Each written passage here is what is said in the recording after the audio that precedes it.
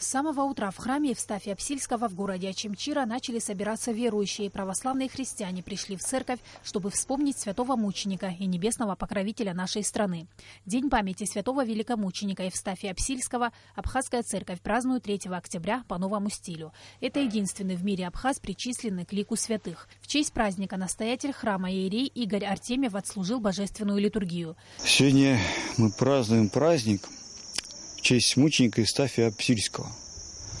То есть на этой земле в древности, в 8 веке, жил князь Апсилов. Есть абазги, апсилы. Это древние. Сейчас это Абхазия, абхазы. И он жил в этих местах и княжил.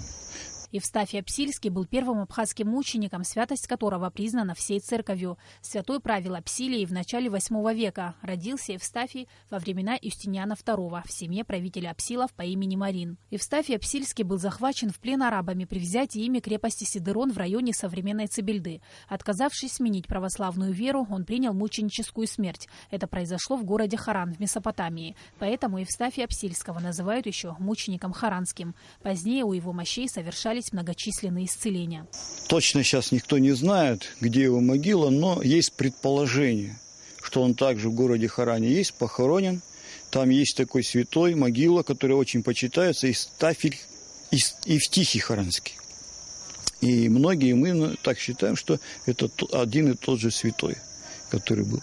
Потому что о нем рассказывается, что его взяли в плен, и там он был пленен и замучен.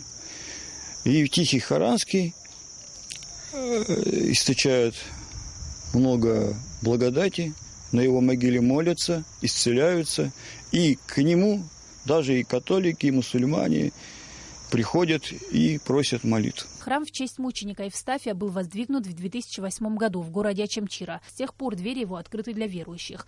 По окончании божественной литургии православные крестным ходом обошли храм и приняли участие в праздничной трапезе. Сима Аргуна, Аляс Курса, Анатолий Маланя, Абхазское телевидение.